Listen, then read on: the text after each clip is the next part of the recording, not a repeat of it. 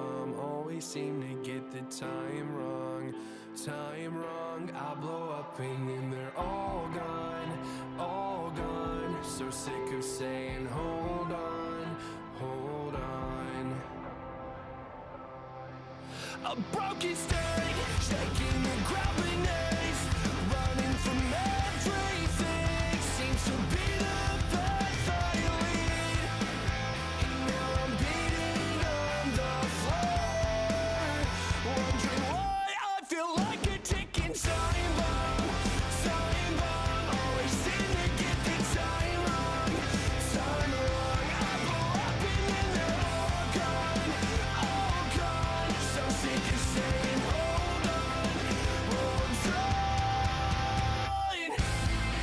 I took a shot on hoping I never change. I wonder why I'm always broken. Stuck in time just like I'm frozen, frozen. Now I'm slowly thinking, a product of overthinking again. Hold it in and change my breathing. Settle down and stop repeating amends. I feel like a ticking time bomb. Time bomb. Always seem to get the time wrong. Time wrong. I blow up and then they're all gone. All gone. So sick of saying hold on, hold on. I feel like a ticking time bomb.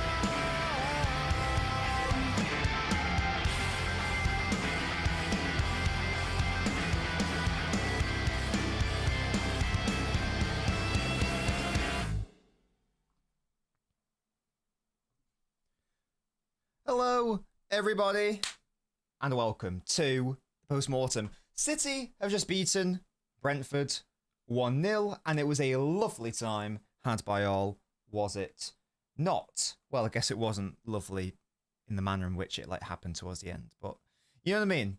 I don't know what I'm trying to say there. It was nice. It was nice. It was a nice win. It was good, but it wasn't maybe the most pleasurable way to end a match, absolutely, but hey ho, we still did it, and the purpose of today's show is to sort of have a chat about, as always, what went well, what went wrong, what lessons did we learn, how did City set up in the match, how might we see that going forwards in the season. It's now the international break, which is lovely. Leave a like on the video, guys. It's free, and it helps support the channel. Not lovely for Brentford, you're not wrong, but hey, who cares about that? Yeah, who cares about that? So leave a like on the video. It's free, and it does help support your boy out.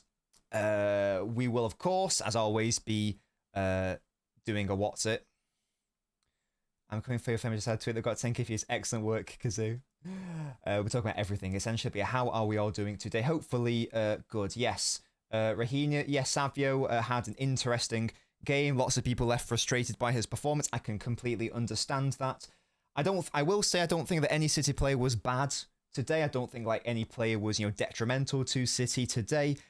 The more I am seeing, Savio deployed off that left side, the more I do feel like he is just a little bit limited there. So hopefully maybe going forwards, he can play more of his football off that right side, where I personally feel like he's a little bit better. But yeah, off the left, we're seeing it a little bit too often how predictable he is there. We've got Josh, we've got Afan, that's an amazing name, Okulueke, fantastic. We've got Josh, Kea, Jack, Nat, Kazoo, Ultimate, Makalo, Matty, Afan, and Razad. How are we all doing? Today, hopefully good. It's a win. It's a win. It's a win. Shall we set the scene? Shall we set the scene first of all, before we then get into sort of the nitty gritty? Or maybe should we start the nitty gritty actually? No, let's do that, and then we'll sort of set the context of the actual match. So let's start with how City actually played in the game. So it was as far as I could tell, basically the exact same setup as against, I don't want to get the games wrong, let me just get the fixtures up for City. I believe it would have been the Burnley game. Yeah, Burnley, Monaco, Brentford. It's been basically the exact same setup in all of those games. Was it Arsenal before them? Huddersfield doesn't count. Yeah.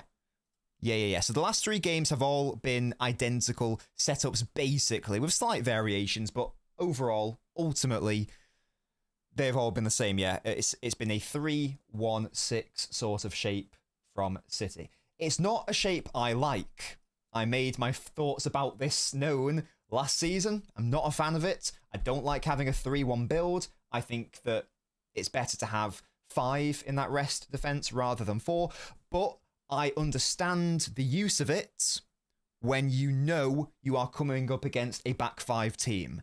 And we have been coming up against back 5 teams for the past 3 games in a row. And we knew they were going to play back 5 as well.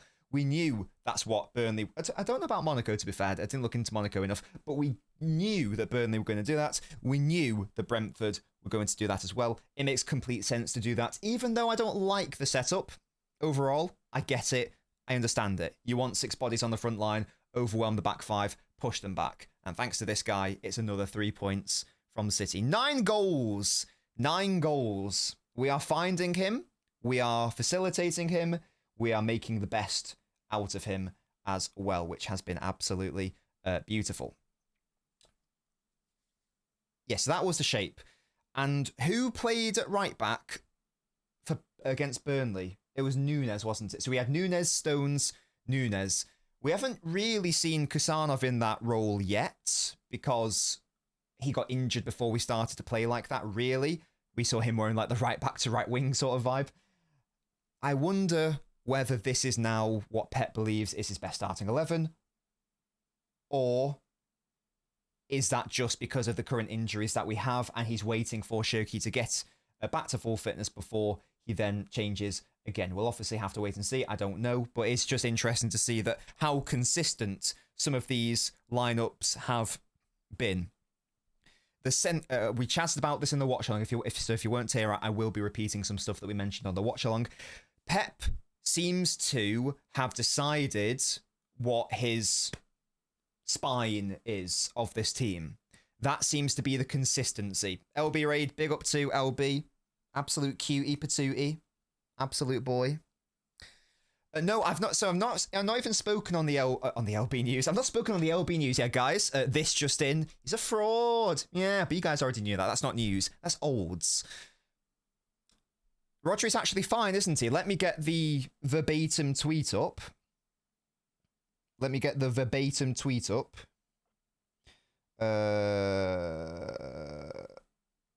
Breaking. This is from Simon. Big up, Simon. Rodri says he is good after feeling a little bit in his hamstring versus Brentford. Rodri, it seems like it's not that much. The City midfielder confirms he will not join up with Spain's national team. Yes, come on. Rodri out. Foden out. Can everyone just go and strike, please? The City midfielder confirms he will not join up with Spain's national team, but hopes to play in City's next game, which is big. Hopes to play in City's next game. And we don't need him to play in the next game either. I'm not being funny.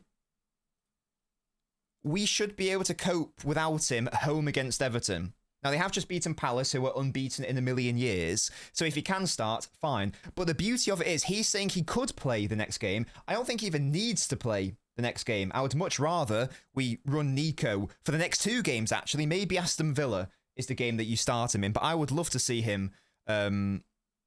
rested against Everton, rested against Villarreal, and then maybe introduced for Villa, maybe off the bench, or off starting if you can. Rest him against Swansea in the League Cup, maybe start him against Bournemouth, maybe rest him in the Champions League, and then start him against Liverpool on the 9th of November, which is over a month away. So there's plenty of time for him to get back to full fitness, and this is beautiful, beautiful news, because I was very concerned when he went down, holding his hamstring. That was very concerning. So that is truly, properly fantastic news. Very, very happy with that. So let's trust in Nico for those 2 games. That's great about Rodri. Got sidetracked a bit there, but you're absolutely right. We did need to address that 100%. So it's a 3-1-6, as we've just discussed, different right backs each time. That's what I was talking about, the spine. Is anyone else getting the vibe that Pep's decided he knows what his best centre of the pitch is? From all the way from the goalkeeper, all the way to the front of the pitch. It seems in Pep's mind, based on what we've seen so far, based on how he's been relatively unwilling to rotate those areas of the pitch, it of course starts with Donnarumma, and then that goes into Gvardiol, left centre-back, Diaz, right centre-back, continuing up the centre, and indeed all of the centre, Rodri, DM, Foden, left central midfield, Reinders, right central midfield, and then Haaland at the tip of that spine. It seems to be he has decided that that is my go-to spine. And there are still some other players who've played obviously more than not, like O'Reilly's had to play, for example. Doku's been on great form, but he's seemingly been more willing to mix and match. Certainly the right side of the pitch, right back in particular.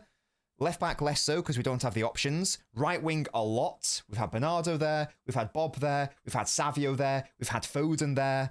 I feel like we've had someone else there as well. I guess we technically had Kusanov there on ball against Napoli at times.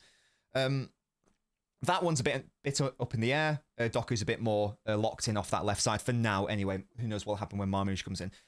I think that's a really positive thing. There were lots of unknowns going into this season, and I didn't really know what the side was going to look like. I had my preferences as to what the side was going to be. I'm very happy that that spine, based on the players we have, is what I would have ran.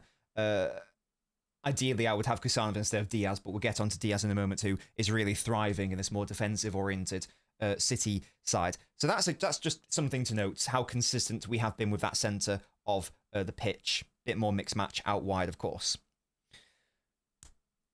Before we touch on the actual game and the individuals, let's cast some context. I would like to please cast some context, if that's okay with you guys.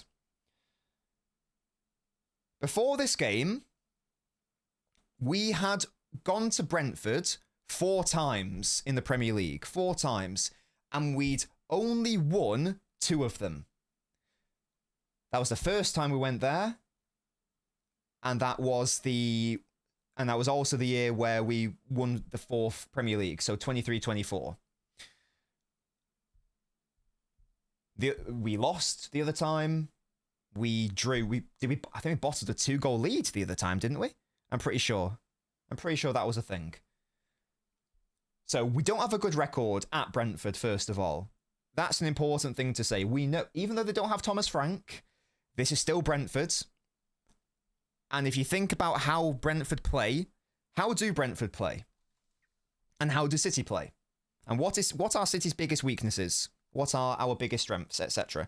Our biggest weaknesses always have been transitions. And they always have been coming up against sides who are really direct and aggressive in the second balls, in the challenges, and are fantastic at corners and, I guess, today, throw-ins. Essentially everything that Brentford are good at, we do not like to play against. This is why Brentford have such a good record against us. Even at the Etihad, it's a relatively good record. I feel like we may have won we lost in 22-23. I think we won in the year before that. I can't remember what happened the year after. I think we may have won and won, but the games weren't easy. There was only like 1 goal in it or whatever. So it's essentially what I'm trying to say is it's never an easy game for City against Brentford. Just because Thomas Frank's gone doesn't mean that Brentford play a totally different style of play. No, they are less aggressive in their off-ball work. That gives us a bit more time on the ball. But they are still this incredibly well-coached, well-drilled side. And we saw that with their potential threat from set pieces today and the long ball game as well. So I do want to say that this result matters, and I do think that it could be massive. It could be massive, as we'll see throughout the season. This is not an easy game. This is not an easy game at all. No other sides has prevented Brentford from scoring a goal this season. Not one. We're the first to do it. We're the first to get a clean sheet against Brentford. That matters. That's good. We should be happy with that. That's a good record to have. That's a testament to how good we were defensively today. Brentford have scored at least a goal in every single... Exactly, Dom. 100%, mate. Definitely, definitely, definitely. The second thing to say, or rather the third thing to say, is they have not lost at home all season either. They've not lost at home all season. Now, you can say that, well, who've they played? I would counter that with who cares? No one else has done it. We're the first one to do it. We were the first one to stop Brentford from scoring. And we've now made it so that our record is better than worse against Brentford. Once again, we only won half the games. Now we've won more than half of our games at Brentford. This result, I think, matters. And winning 1-0, I think, is also quite important for that. So I'm really happy with the result, absolutely. Lots of people wanted us to score more goals, and I totally understand that. Of course, we all want City to score more goals. But look at the context of the opponent and see that only Chelsea were the team to put more than one goal past Brentford at home this season, and they ended up drawing that game as well. They don't tend to... Well, they just haven't conceded a lot of goals at home this season. Never mind without return. So this idea that we were, we should definitely, even though I predicted a 3-1, I guess I was very optimistic. When we were watching the game, I think we have to account for that context of this was not going to be an easy proposition at all. And we've come out the other end. And if we just go to the league table for a moment, this is now where we are at. And I know 5th still isn't great, but we're still early in the season. We are only 3 points off top spot now, which is a far cry from the start of this season, where we lost 2 out of 3 games, and we were concerned about oh my god, if we drop points again, are we going to be out of the title race before even 10 minutes? 10 minutes before even 10 games have been played. So I'm pretty positive right now, and I'm pretty happy overall. We'll get into the finer details of the performance, but I did just want to set that background context, because I get it. Lots of people want us to score more goals. I totally understand that, but I do think that context matters. And speaking of goals, we've now scored more goals than anyone in the Premier League. We've scored more than Liverpool, who have players like Isak, Ekitike, and Salah, and Wirtz, and offensive defenders Frimpong, and Kirkes. We've scored more goals than them. We've scored more goals than Arsenal, than Spurs, than literally everyone. The defensive record could be better, but we're still a top 5 defensive side. I think we might be 5th. Arsenal, done better than Liverpool. Spurs, which is surprising. Palace, Newcastle, and same as Sunderland. So we're the joint 5th best, I guess. And having the best attack, 2nd best goal difference in the league as well. This is a good position to be in, I think, before the international break. Particularly given the doom and gloom of Brighton Spurs. What's even more frustrating, I guess that's what paints that Arsenal, that sucker punch from Arsenal. Apologies, I just want to go back to the table again. If we just didn't concede that, if we just didn't make that silly error, we would be top of the table. No, we wouldn't. No, we wouldn't. No, we wouldn't. No, we would. We would be top of the table because Arsenal would be on 15 points. We would be on 15 points. We would have the same goal difference because ours would go up, theirs would go down, but we would have more goals scored. We'd be top of the table if that silly little error didn't happen against Arsenal. I think that's pretty interesting. I think the goal difference would be the same, but we would be ahead on goals scored. That's just a little annoying thing. So this is going to be, as you can tell, this is going to be quite a positive post-mortem. Maybe it's just because I'm in a very good mood today. I don't know. On the watch-along, I was chilling. I was having a lovely time. But Let me just paint that picture for you before we get into the match itself. And make sure to leave a like on the video, guys. There's a lot of people here. There's over 300 watching, and yet we're not even at 115 likes. Come on. Let's get those likes up. Let's get those likes up, shall we? The title of today's post-mortem is, and welcome to the chat in a moment, don't you worry, is, I've forgotten what it is. Off-ball improvements, so like defensive improvements, but has there been an on-ball regression? And I think that's a fair topic and a fair talking point from today. There is no doubt that the off-ball work has gotten so much better. This is the first time all season we have won 1-0. This is the first time all season. And we played a fair few games in all competitions. It's the first time that's happened. Now, there were a number of times last year where we would score a goal and then we would capitulate. We concede 2, we concede 3, we concede 1, we don't win the game. And the problem, in the main, was not last season that we weren't scoring enough goals. It would have been lovely to have scored more goals. But the reality is, I don't know why I'm doing this. This is my like thinking thing from now on. The reality is that sometimes you have to win games 1-0. Sometimes you have to win ugly. Sometimes you can't score more than 1 goal. Sometimes you have to score the goal and then suffer and hold on for the win. Winning ugly, whatever you want to call it. Winning like champions, whatever you want to call it. And that is what City have failed to do all season. We've tried to hold on to like a 1-0 lead. We failed against Brighton. We failed against, well, it was a 2-1 lead against Monaco, but it was a 1-goal lead. We failed against Monaco. We failed against, there was another team we failed against, Arsenal. So this is the first time that it's happened. I personally think that matters. I don't want us to play like this long term. I don't want us to have to lock in and rely on Ruben Diaz and Gvardiol to have and Donnarumma to make great saves and to have an unbelievably defensive performance. I would like us to blow away the opponent every single game and not have to even be bothered about that. But I think the point is that sometimes it has to happen. And consider, and I think Kazoo's made a very good point there, which I'm going to bring up. That's a very good point, actually, yes. Think about what happened.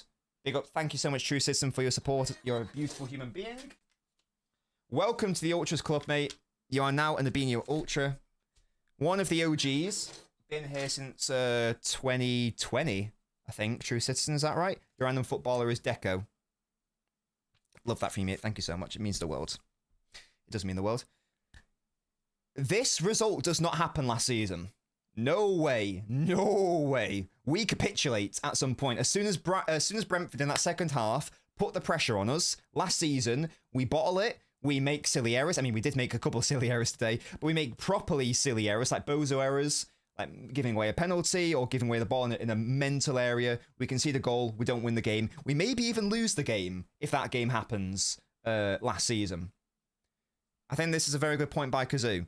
There was definitely a mentality problem last season. We had a lot of problems last year, a lot of problems. One of them was mentality, not being able to dig in, not being able to defend a lead well enough. I think today matters in that sense. And I will ask the question, aside from Gvardiol's moment of madness and then Thiago trying to chip Donnarumma, and it was a good save from Donnarumma, of course.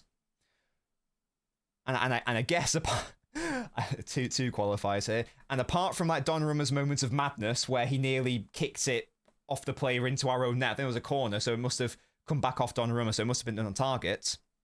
Jack, thank you so much. Another OG, thank you so much, Jack. Love that from you. Thank you, mate. Let's see who your random footballer is. Oh, it's Mignolet. Don't know how you feel about that.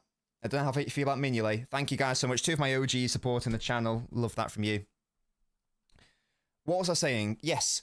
What were, apart from those 2 moments of madness, and they were moments of madness, what the rumours ever done for us, what did Brentford like create? What did they do? What chances did they have? I would suggest that they had no chances, really. Every time they came forward, we dealt with it. Every time they popped a long ball into our box, Haaland and O'Reilly in particular dealt with it. The corners, we dealt with it. The long free kicks, We dealt with it. Apart from those 2 moments of madness from Donnarumma and Gvardiol, didn't create anything. And that was because we defended it very well.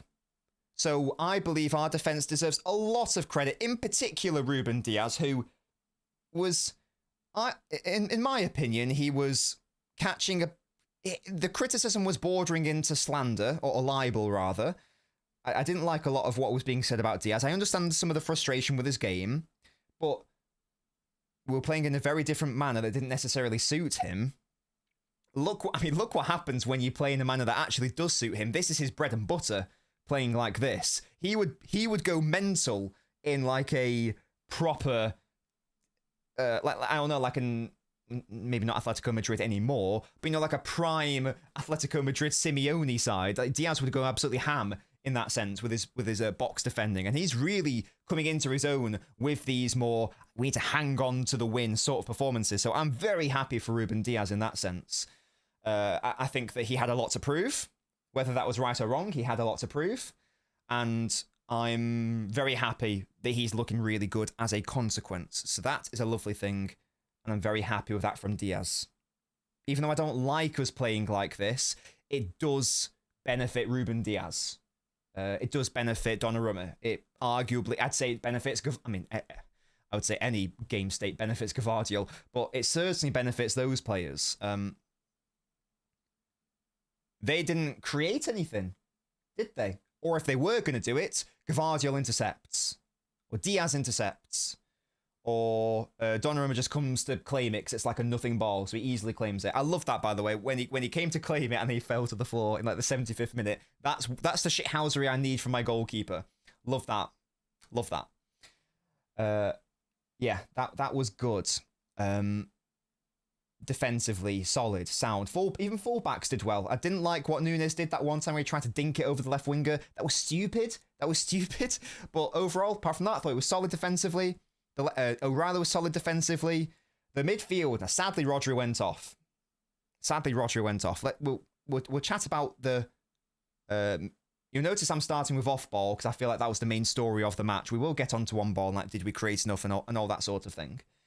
So the midfield, yeah, Rodri went off. That's sad, but we've addressed Rodri. He'll hopefully be back after the international break, or maybe like a week or so after. Not a big issue. That is great. That's great to hear. Yeah, we did see the post-match comments. It looks pretty good. He seemed to intimate that he could play the next match, which I don't want him to, but hey. If he's saying he can, that's great. Off-ball, our midfield, aside from... There were a couple of moments where Nico did get the timing wrong in the challenge. He's not a number 6 yet. Maybe he will become one. So I'm willing to... Let go isn't the right term, but I'm willing to apply a lens of context to the performance. But overall, the midfield, off-ball, was really good. Foden was fantastic off-ball. The amount of defensive actions he was engaging in was insane. Winning the ball back in crucial moments, whether it was a tackle, a recovery, an interception. I don't know what his exact numbers are, but I'm sure they're very good. I'm sure it was only a Nico who did more than him. Spartacus, thank you so much for renewing your membership, mate. You're a beautiful man. You're nearly at 12 months as well, which is great. We won't be able to play through sides anymore, and the opposition will be able to force us into these 50-50 situations. Yeah, that is something we'll get into, Spartacus. I definitely agree with you. We will touch on that, and that's more of my on-ball concerns, because I do think we have regressed on-ball, but there's no doubt that on-ball it has improved. Your random footballer, by the way, is Nangolan. Yeah, off-ball, it was great. In fact, no, I don't know. Yeah, let's look at the defensive numbers, shall we? Because I am interested. Defensive actions, defensive contributions was 7, 2 tackles, an interception, 4 recoveries, wasn't dribbled past once, lost the only aerial duel. He's only a baby. I think that was an offensive duel, if memory serves, and he won 3/4 of his ground duels. He's really coming into his own as this overall all-round off-ball midfielder. And I'm so happy to see that Bernardo came on, and I was so concerned. I was like, oh my God, is Bernardo's going to come on? He's going to shunt Foden to the wings for no reason, even though he's been fantastic in the centre. But no, they both played in the middle. And yeah, Ichigoat, I agree. I thought Bernardo played well when he came on as well. Even though I was a bit concerned, I was like, oh, that's a bit of a negative change. But hey, it worked. And his pressing was really nice. He forced, I think it was like the 91st minute, he forced the Brentford player into a mad shot because he was like just like diving in, like getting all over him. So that was great to see. Reinders, I thought, was solid as well. There was just that one moment he dribbled so well and then just didn't get the shot off. That was a shame. Denied a spectacular goal by Kelleher, running onto it. So that was good goalkeeping. Reinders is looking good. I think the last couple of games, I'd say the last 3 games, Reinders is looking a lot more comfortable in his role.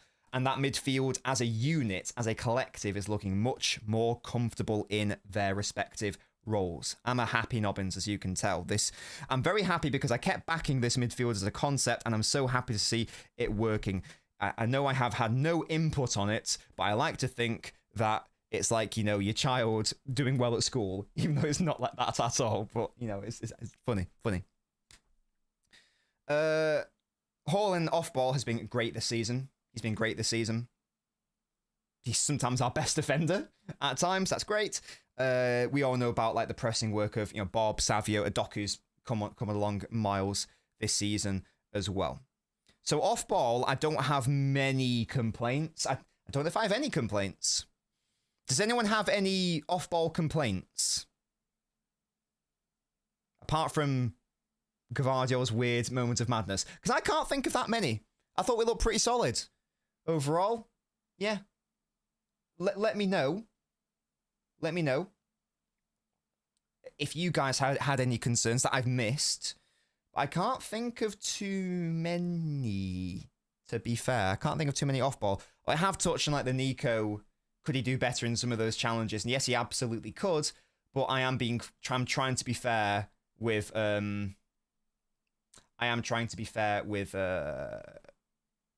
lens. Savio needs to press the main defense better. I don't disagree with that. There was, what's funny, it was Brentford at the Etihad last season, and it wasn't because of a lack of trying. I think it was more like Savio didn't quite understand what his role was off ball, and because like Kevin was instructing him to like rush him, and Savio didn't seem certain about that. He did, and then they just dinked it over Savio. I don't know if that was a fault of Savio or not. I'd have to refresh my memory and watch my video back again, but there was a similar-ish moment. I wonder if that stemmed more so from he wasn't 100% familiar with what he should have been doing. I don't think intensity's ever been a problem, personally. Sometimes it has been more the application rather than the desire off ball. I don't know if that makes any sense, but that's a thing. It wasn't perfect by any means, of course, but I did think overall, as I've just outlined, can't think of too many chances they had. And we know that Brentford score goals this season. It's happened in every single game, so we know they score goals. But not today.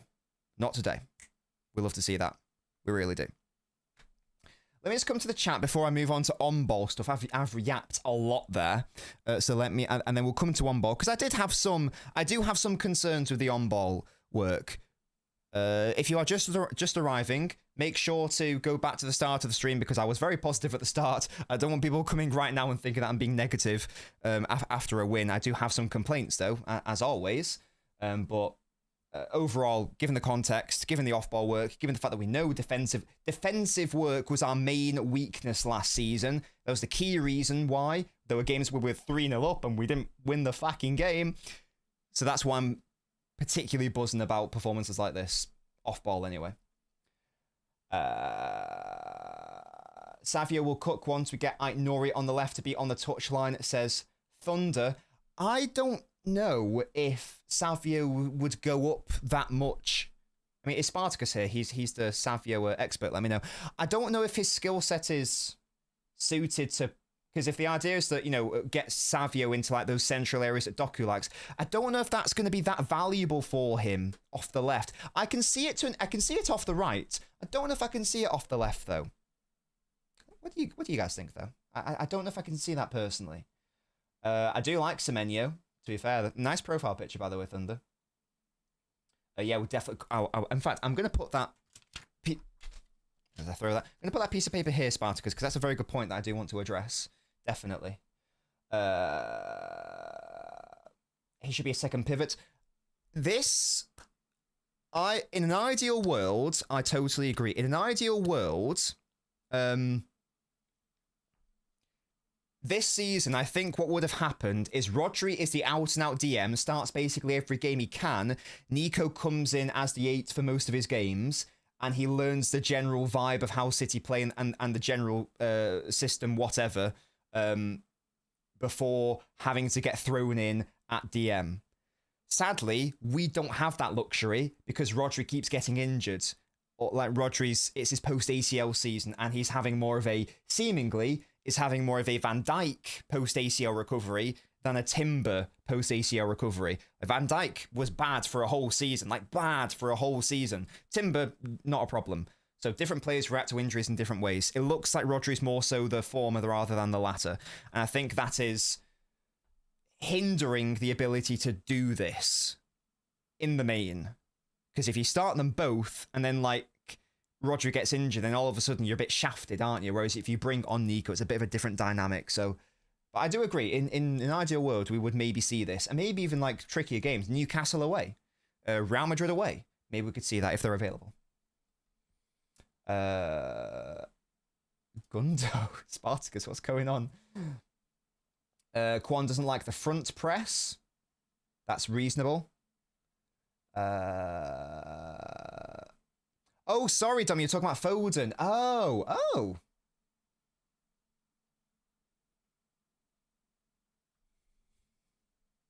I like that. I like that as an idea.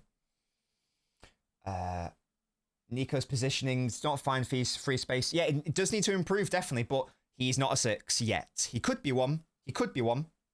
But he's still learning the position. And I would actually argue, because what we can't do is compare Nico to Rodri, because that's not fair, is it? What we should probably be, and if anything, I would say it's even harder. It's even harder for Nico, because when Rodri came in his first season, he was coming in as a defensive midfielder. Nico is coming in not even as a defensive midfielder. I would argue that Nico's first season so far with City, full season, I'm not, I'm not counting like him coming in Jan. I guess we can if you want to, but that whole time period, I would argue that Nico's start to his City career has been better than Rodri's start to his City career. Well, I think that's a madness, because Rodri was coming into a better side. Nico isn't. Rodri was a defensive midfielder outright. Nico isn't. So I think that given that context, wow, I keep using the C word, and it isn't that C word this time. It's the context word. I've been more than happy with Nico overall. I don't think Savio ever cook on the left. He can play well. Having an underlapper would benefit him more on that side. I agree, Spartacus. I agree.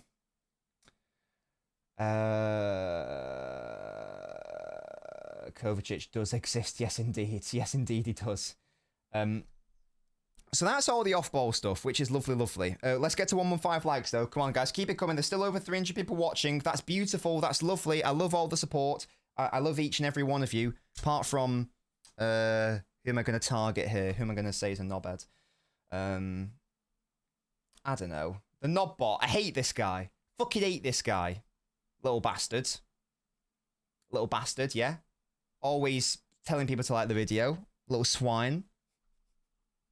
No, yeah. So leave a like on the video. It's free. Let's now touch on the on-ball. And Spartacus raises a good point here. We won't be able to play through sides anymore, and the opposition will be able to force us into these 50-50 situations. This is absolutely correct, in my opinion. Now, why is that the case? Because lots of people have been noticing it. Hopefully now we can go into, like, the analysis rather than the descriptive, and that's my aim right here. I am indeed Angry Ginge, absolutely. I am a knob. Lots of people in that second half were rightly saying that City don't look as good in the second half this season for a lot of the games as compared to the first half. Now, I agree with that. Where I pivot is when people then say City drop off, or maybe like City aren't trying as much, or maybe the energy levels go down. Now, maybe there is an element to that, because there are a lot of minutes in these legs right now. a lot of consecutive starts for that midfield, a lot of consecutive starts for the defense. So maybe that is part of it. But I don't think that's the main reason why Brentford... Let's take this Brentford game, and we could replicate it across nearly every other game this season, but let's, for a moment, look at the Brentford game in isolation. I don't think that City did much differently in the second... From a tactical perspective, in the second half... Yeah, but Burnley's one of them, Dom, but in general, I think I would say that that's a thing. I don't think we did much differently against Burnley in the second half as opposed to the first. What changed was Brentford's approach. And they were a lot more adventurous. And they were a lot more intense in their pressing. And they were a lot more willing to push up from our goal kicks and to get more bodies in the wide areas where we knew that we were going to launch those goal kicks if we went long, or just push bodies up to the box if they thought we were going short. And they forced us to turn over the ball too much. I do not think or consider this to be a City drop-off issue. I consider it more of a build-up issue. Why? Because as soon as an opponent, and to be fair, we even did see this against Burnley, that's how the goal was conceded. As soon as an opponent decides to be brave and to push up even slightly, we struggle. Specifically, or no, both. Once we are in like the second phase, so that basically once we're in the middle of the pitch, it's not a problem because the opponent backs off. They don't want to press us that highly. If they do, they leave a lot of space in behind and we're actually fine there. Obviously, when we're in the final third, not a problem. It's more so the first phase. That is the concern. City have been weak. Also, I would argue every single game, maybe apart from like Wolves, but nearly every single game, and Napoli, but against 10 men. Nearly every single game, I've noticed this has been a concerning area for City. And we are seeing it more so in second halves. As teams become more desperate, as teams become more offensive, because if City are winning in the first half, they become more desperate. They are more adventurous. And Brentford was another example today.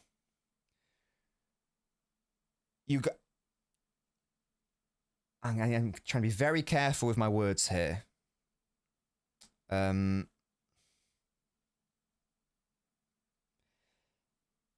central progression is a man down.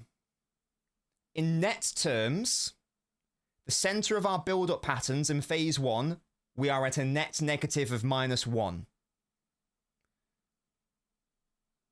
That isn't inherently a problem, but it is a reality. And I don't think one can argue against that.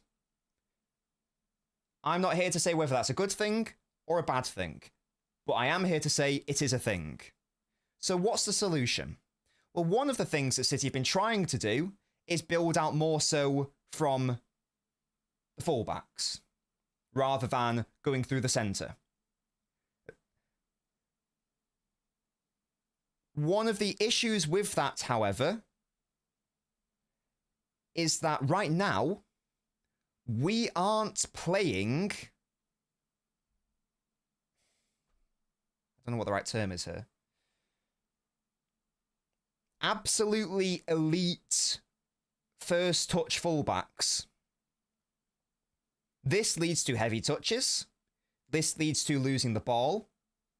The other concern is that if you don't have a player like Doku on the pitch, then it is very hard. This therefore means that the wingers are not receiving the ball in the best areas because the fullbacks aren't able to control the ball as well as they should. Therefore, the balls into the wingers aren't the best. Therefore, unless the winger is a Doku profile of winger, where they are a stocky lad and they are an unbelievable player to receive the ball any which way, and it does not matter. They will win a foul, they will dribble out of it. It's not a problem for them. They'll do a first touch, they'll get out of it. Unless it's that sort of winger, and Doku's our only one right now, we struggle to build out. That is something that we have seen nearly every single game this season. Even against Burnley, the goal was scored, and I'm not having a go at Nico O'Reilly. Although to be fair, the one critique I have of Nico O'Reilly, and he's still a young player, he can still develop, of course he can, his first touch isn't very clean.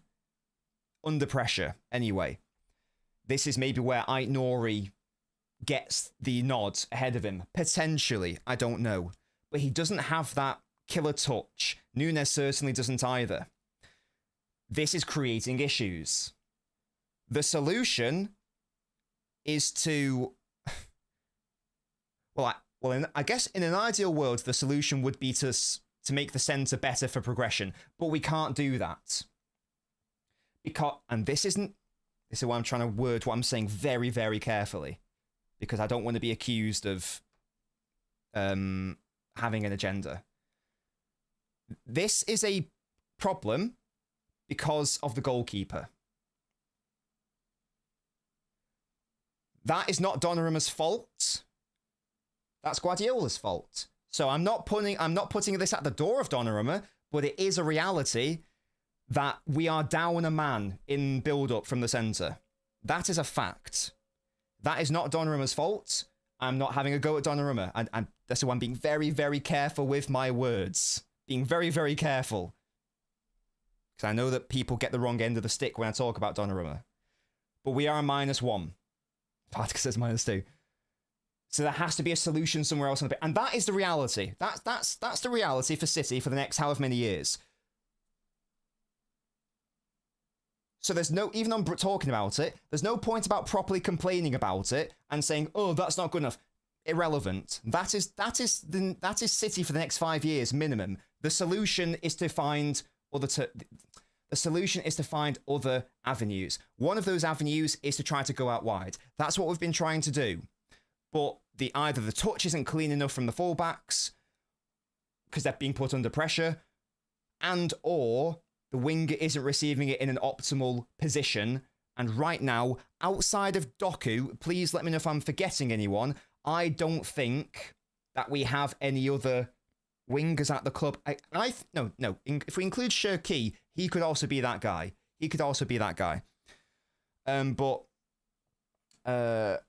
I don't know yet. So Savio clearly hasn't developed into that outlet yet. Maybe he could, but he's no Doku yet. I don't know if the Bob is necessarily that player either.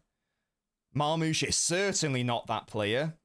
His first touch is not good enough for that, and he's also not strong enough to do that. Bob can do it, says Uzi. Perhaps, yeah, maybe.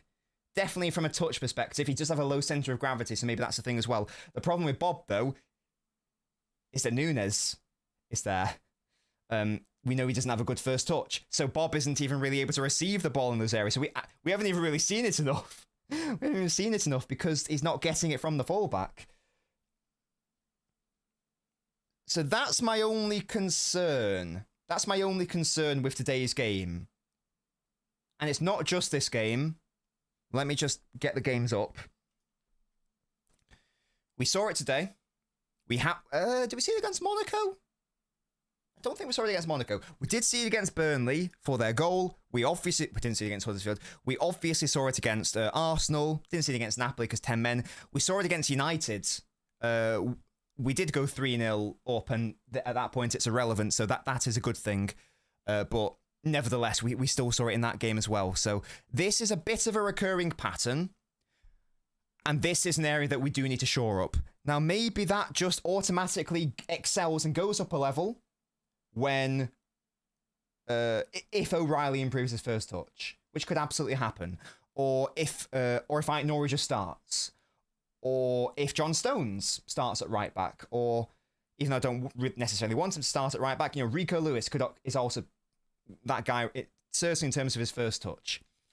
It could also be resolved by having more players able to receive the ball in those conditions in addition to Doku out wide. But I can't really see how it's going to get better centrally, because unless you just sacrifice a player from the midfield, you're not, and even then, I don't know if you're going to solve that -1.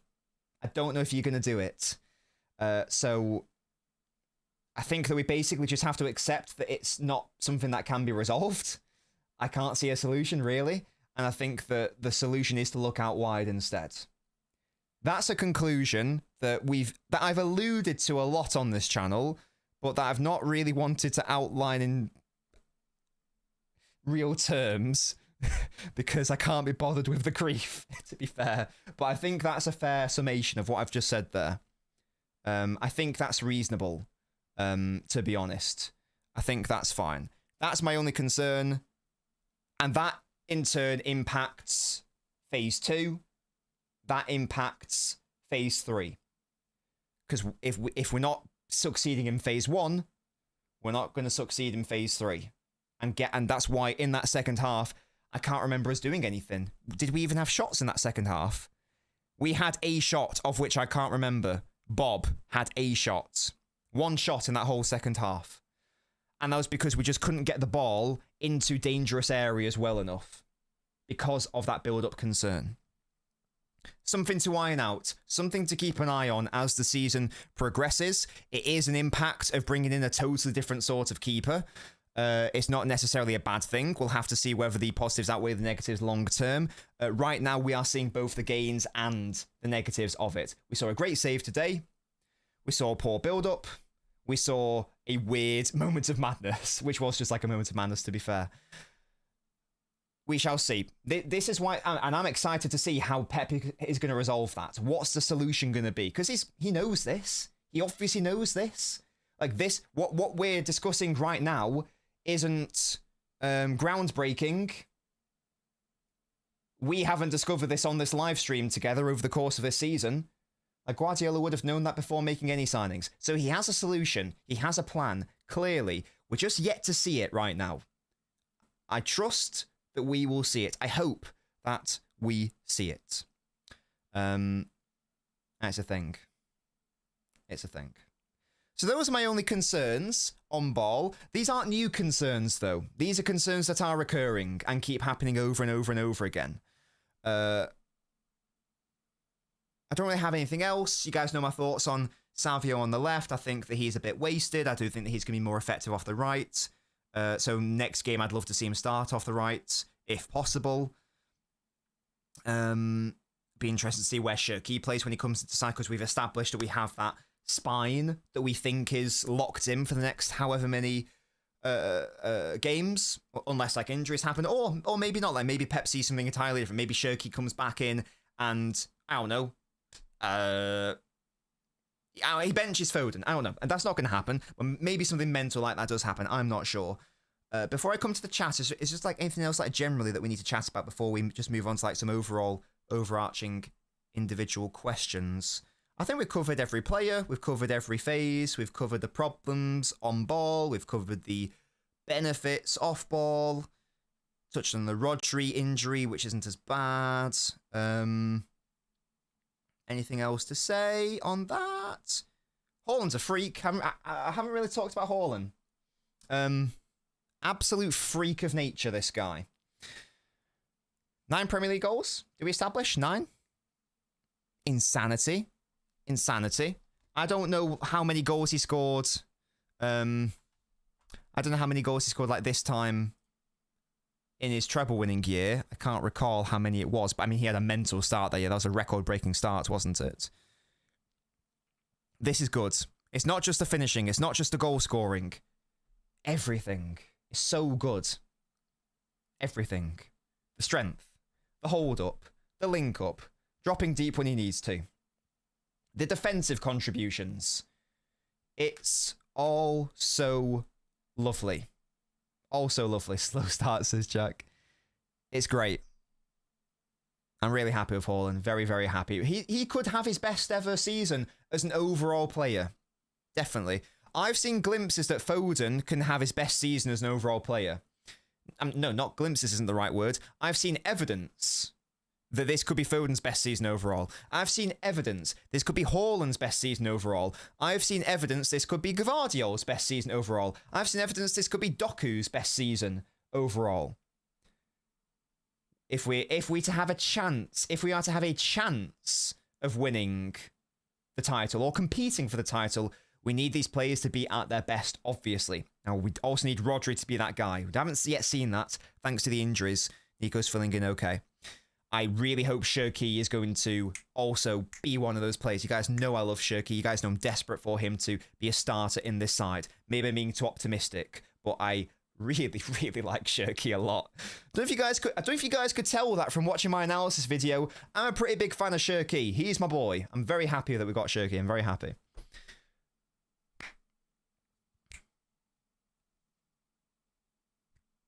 Let me come to the chat. Yeah. Maybe not. How can they both have a poor first touch when they're both midfielders by trade? It's frustrating, isn't it? I think that O'Reilly can get better. Of course he can. Sometimes it's a bit heavy. Sometimes it's just a little bit heavy. Nunes, I'm not sure. How old is Nunes? He's 27. Does your first touch, like, really... I don't know. I'm not a football coach, so I don't know. But I suspect that if your first touch isn't that good when you're 27, it's probably not gonna improve that much. I would suspect. Whereas Nico O'Reilly is 20. That seems to be a much more viable improvement area. I've got faith that O'Reilly can do it. I don't think Nunes will ever be that sort of player. He's 27. Hello, I'm doing very well, mate. In a very good mood today.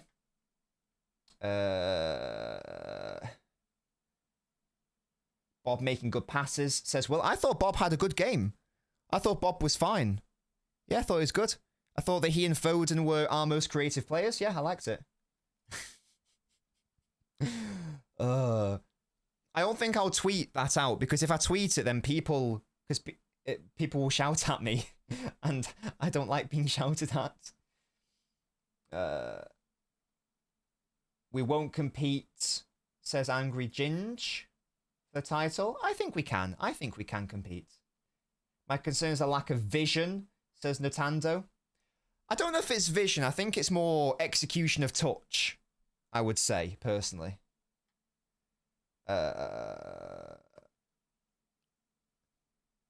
Coutinho dropping deep in PSG's build to help with play from the back. City should probably do the same. We explored this, Alex. We did explore this.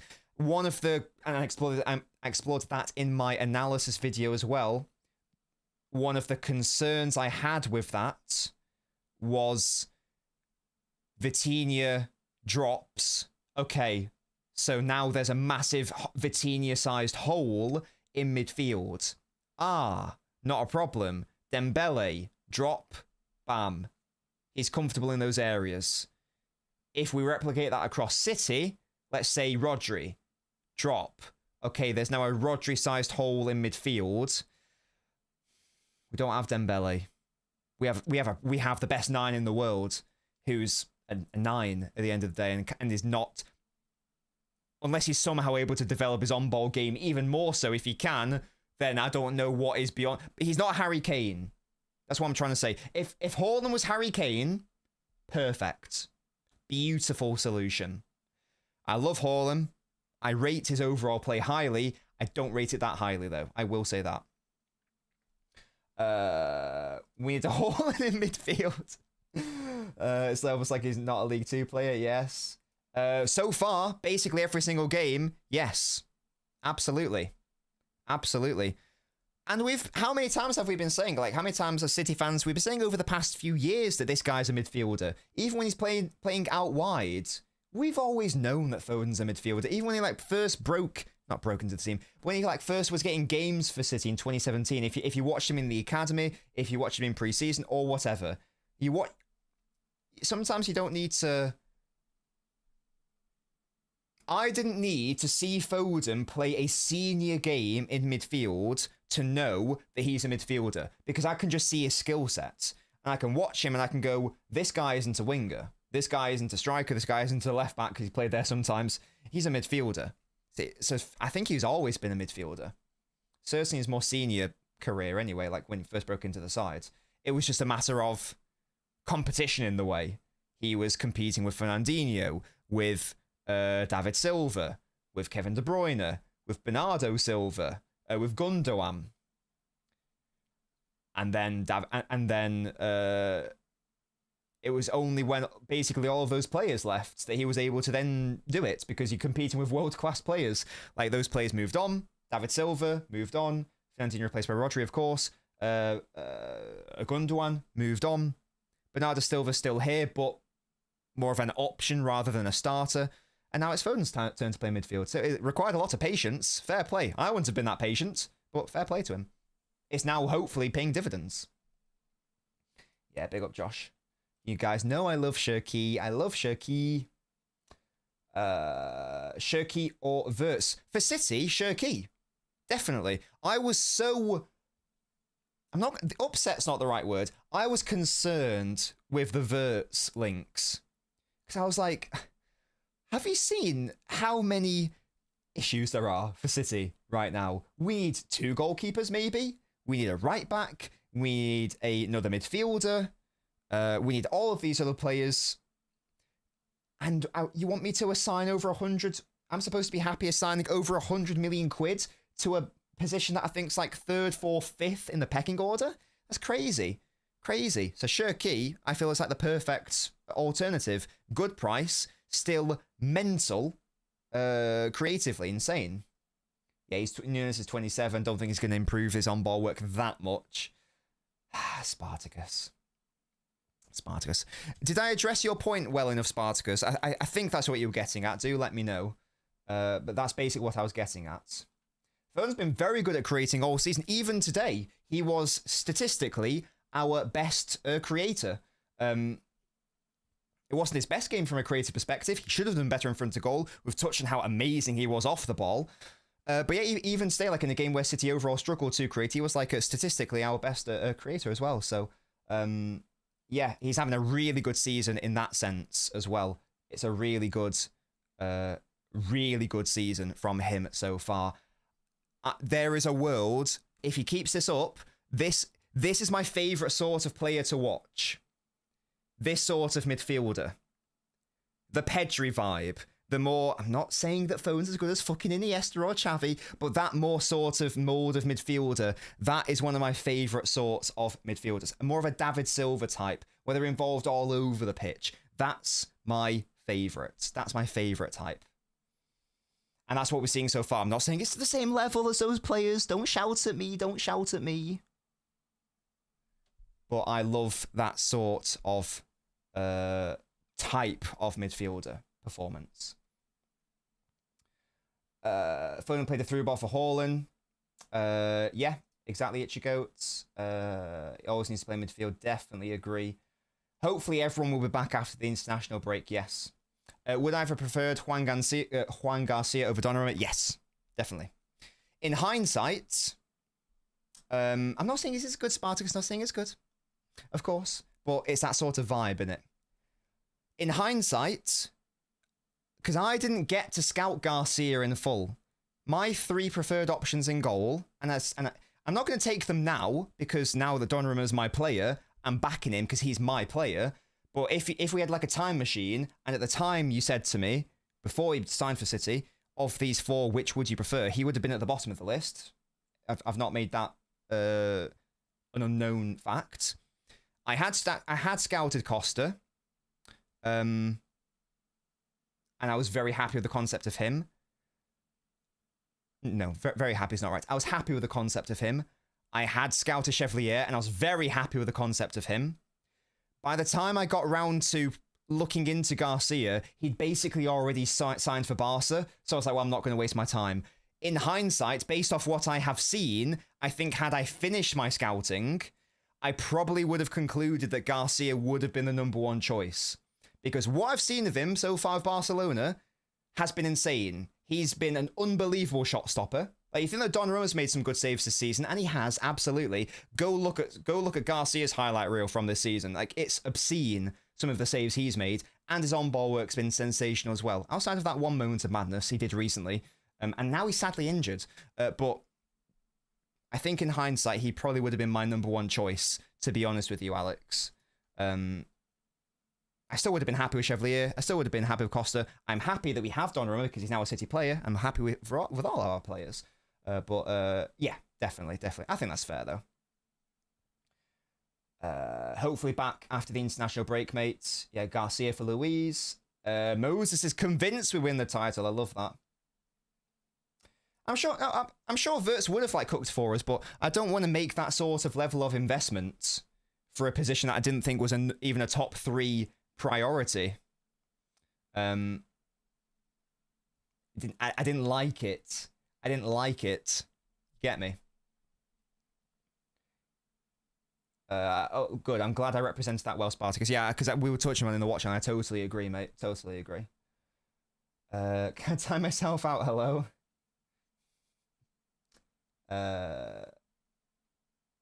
Nico had a good game, says Zach. In relative terms, I think I agree. I forgot to put low latency on. That's my bad. I forgot to do that.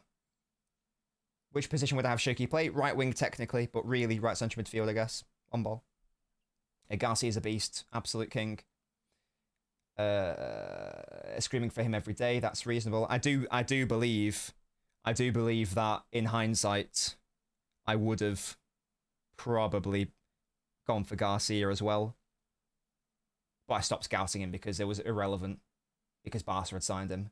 So it was it would have been a wasted exercise. Thoughts on the Barca defeat? Hey, if only they had Garcia in goal. If only. Exactly, Simon. Exactly true, citizen. Do you think adding a Livramento into this ball line would improve us? Over Nunes, 100%. 100%, mate. 100%. Sadly, he's injured, and I don't know if we're going to go for him now. I don't know if we're going to go for him now. That's fair. I get some people are like that. That's fine. But didn't he get an assist in his first game? And didn't he get an assist in the Community Shield? Did that not happen? I think what Shirky brings to the team is much more than what Wirtz would. Says Ermia. I like that. I like that. And maybe we did need more of a specialist in Shirky with his ridiculous creative range in the absence of Kevin De Bruyne. Maybe that's absolutely the case. Maybe that's absolutely the case. That doesn't count, Fez. That's Fez. He's never going to show Edison levels, Ermia, definitely. But there's no doubt that Chevalier was an at least good on-ball goalkeeper, at least good, and great to brilliant as a shot stopper. That was based off my scouting of him anyway. But I'll repeat, based off what I've seen of Garcia now, I think that I would have preferred Garcia. But by the time I got to him, he'd gone to Barca, and that was a shame. So I couldn't even finish it. Lots of people I respected said Garcia is the one, but I hadn't looked for myself enough. I have now, and yeah, it's a thing. I think that would have been the dream signing, really. One of those two, but there we go. Chevalier started his PSG career very well, by the way. I know he didn't play well against Spurs. He did save a couple of penalties in the shootout, but overall he has started his PSG career very well. A couple of really good saves, a couple of good penalty saves as well, or maybe only one penalty save. Sorry, but he's had a good start to his PSG career as well. And he's only young as well. He's only had, I think, three, maybe before this season, 3 top flight seasons of experience. So I think the idea in my head was that he's 23, only had a few years of experience. He's only going to get better and develop those traits. This clearly isn't the finished article. He's more of a moldable sort of player in that sense. Liverpool is stinky. They're stinky. I think I don't know if it's knee-jerk. I reckon Arsenal finish ahead of Liverpool. I don't know if that's knee-jerk or not. I feel like I overrated Liverpool a little bit. I thought they were going to have too much firepower, but we've scored more goals than them. That Slot's not got the balance right. He sort of made the team worse a little bit. Frimpong one always confused me. Bringing on a Soboslai instead of Frimpong's crazy, you know?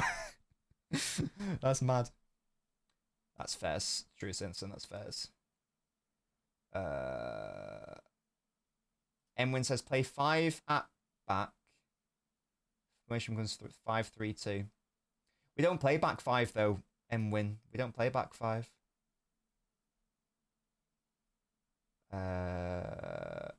First chose the wrong team, says Sachin. Problem he's had since his Milan years and it hasn't been fixed. Sorry, what's that in reference to? Oh no, yeah, totally agree, Ermia, totally agree. That's something that we discussed in the video, in the Don video, that he's had 10 years of experience, which is great because you're an experienced player, but it also means that it's very unlikely that there's going to be this mass evolution overnight in a trait that is like bad. Nor do I think it should be expected. It can get better, obviously, but I don't think it's going to be like this weird 180 vibe. He's not, is he, Bill? Based on what I saw of him, this is why I was a little bit confused when people suggested him as a right back for us. I kept saying, but he's not a right. I don't think he's a right back. Like, he plays at right wing for the Netherlands, or he plays at right wing back at the most for I was going to say Leipzig Leverkusen. Sometimes just out and out right wing or right forward. So I guess it would be a very good offensive right back because he's a right forward at that point. I think hasn't he played like more games? No, maybe I got that wrong. I feel like he's played more games as a right winger this season for Liverpool than right back. I probably got that wrong though. They'll click eventually, says True Citizen. That's fairs. That's reasonable.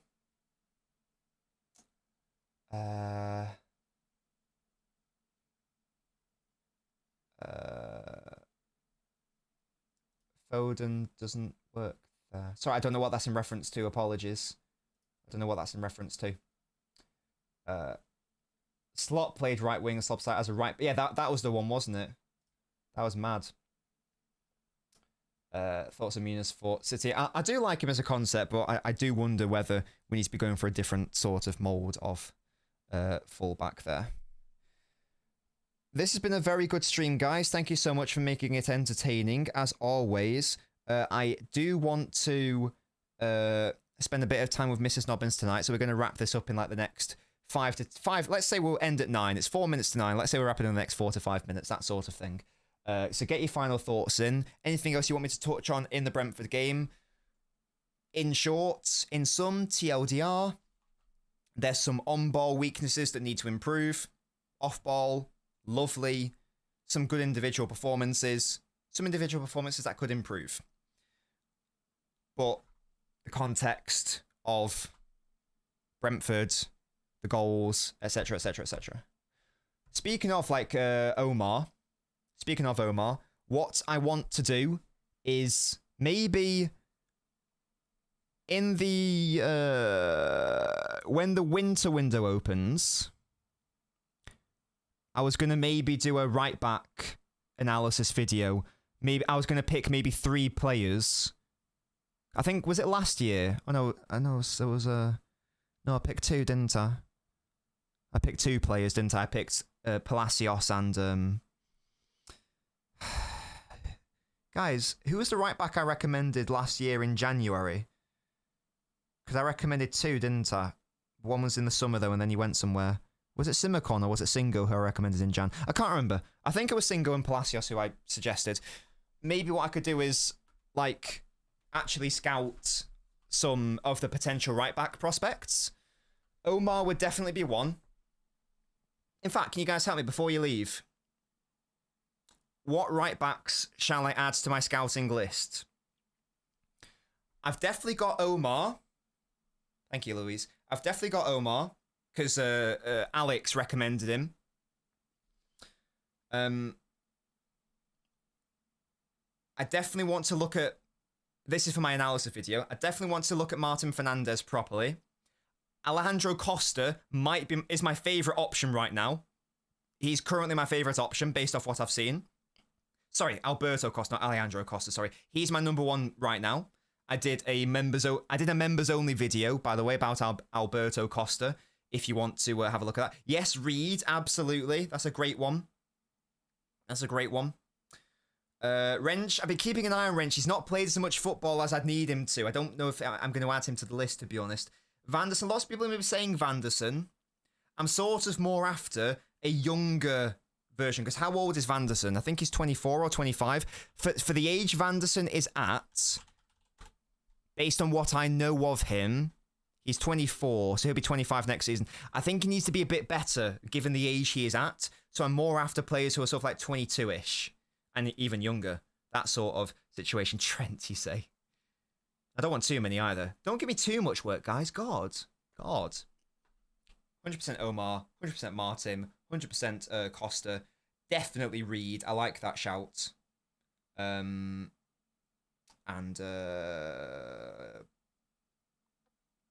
maybe Wrench, maybe. Maybe. Not sure, but certainly those.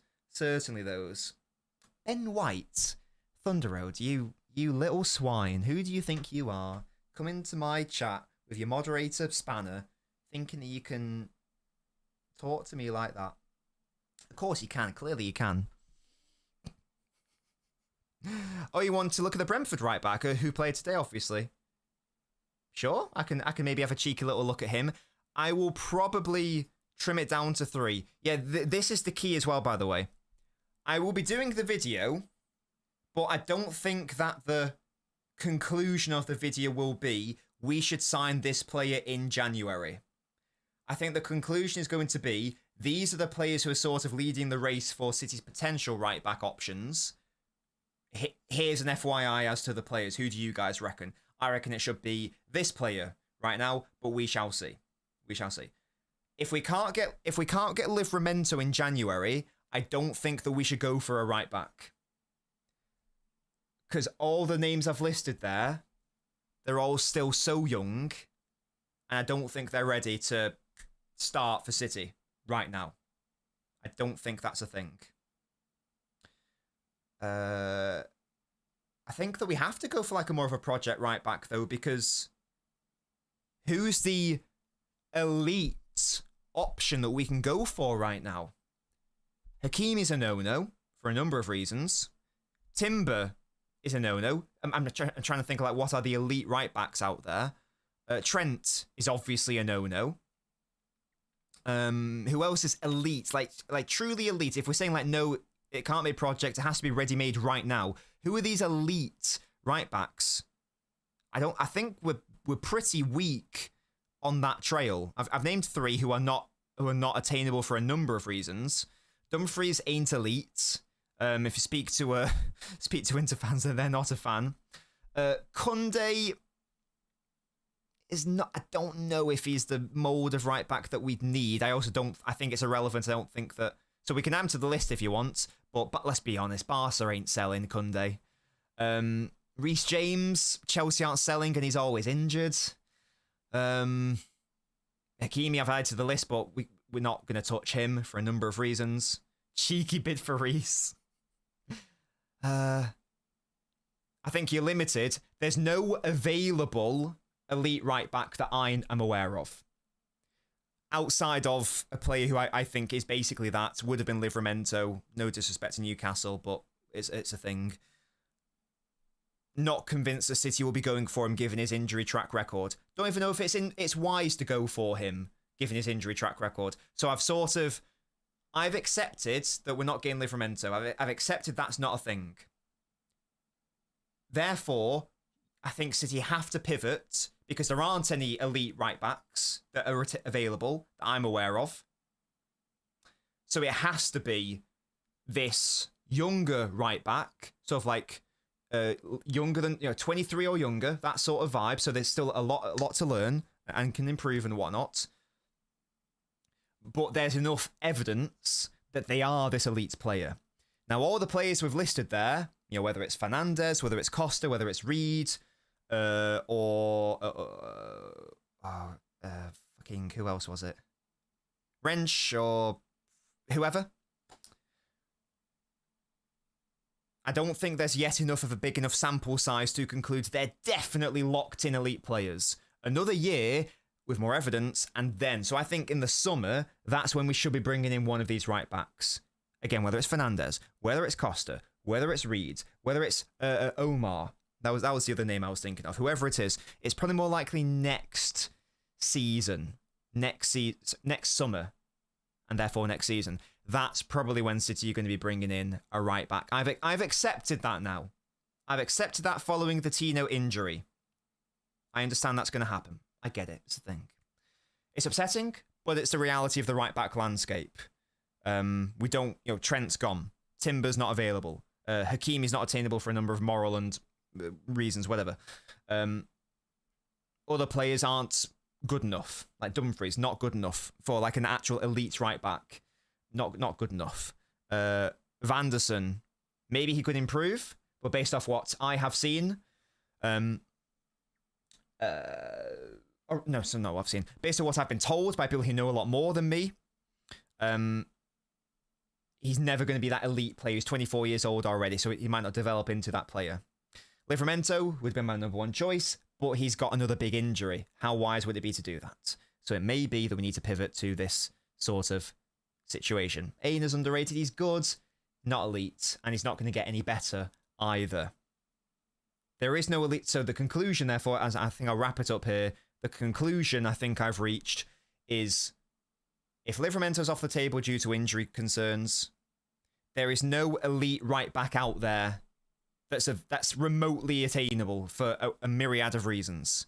The next best solution, therefore, is not to go for a short-term option. Really don't think that's the best thing to do. I think that would set us back. That's like a Nunes type of signing. No disrespect to Nunes, but I don't think you should rush into it. I think it's better to wait, have a bigger sample size, and go for an elite prospect, someone who can become elite, someone who is already good, maybe is already at the level of like these players who we're talking about, maybe slightly less, but we can see that they could develop into this elite option. So good now could be elite, rather than only all right is only going to stay as only all right. That's what all these like players like Dumfries are, like Aina as well. These are only all right players. They're not going to elevate City. How much better are they than our current right back options? I would argue not that great. I think we should be looking at the next step, and that would be an elite younger player, rather a younger player with an elite ceiling and potential, but who's still also capable now and good now. But maybe that won't be until next season. Maybe it's Martin Fernandez Sachin, absolutely. Maybe it's Costa, who's also looking really good. Maybe it's Reed. We shall see. But I do think I want to make that video in the winter window. Maybe. I'll think about that. Failing that, it might just be a summer video, but we shall see what we see. Reed is scary. Just look at Hato. Not all of these Netherlands talents are elite. Yes, indeed, Ermia. And I'm excited to look at Reed because I've not looked at him yet, but I know he's highly regarded. Hakimi agent, he's got a lot of legal issues against him, so I'm not sure that is a thing. He plays for Sunderland nowadays, mate. He plays for Sunderland and is not really playing for them, as I understand it. Of course I yap a lot. Hello, true citizen. This is my job to yap. Okay, that's fine, Prince. But who? So who do you suggest? Because it can't be Hakimi. It's not going to be Hakimi. It can't be Timber. It can't be Trent. It can't be Reece James. He's always injured anyway. It might be Livramento, but he's currently injured and it's his second big injury. There aren't any elite options unless you can tell me. I think and we don't want to go for a short-term route, which would be mad. Like, I don't know why I'd go for how much better than Nunes? I'm not being funny. How much better than all of our current right-back options is Aina, who is a short-term option? He's never going to become elite, is he? And then what do you do? And then you sign Aina now, and then by the time that he's getting out of the door, you go, okay, now we need to get an actual elite right back. But by the time you've done that, players like Martin Fernandez, Reed, Costa, they're all at another club because they've been picked up. Because you missed the boat because you went for a short-term option. You get me? Oh yeah, it's True Citizen. You're right. I did say I was going to end it 10 minutes ago.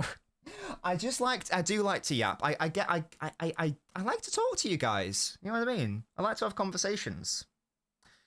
A little bit, Kazoo. A little bit. Defensively, he's not good enough right now. I will say that much. Offensively, very exciting. Rajiv, you know that Tino's my number one, but he's currently injured. We might not want to go down that route. And if it ain't Tino, because of that bad track record of injury, big injury as well, ACL, and now a really bad knee injury, who else is there? It's a problem. Akimpong. He's the Chelsea player, right? Yes, Omar would be in the conversation. Parker at Prime, yes.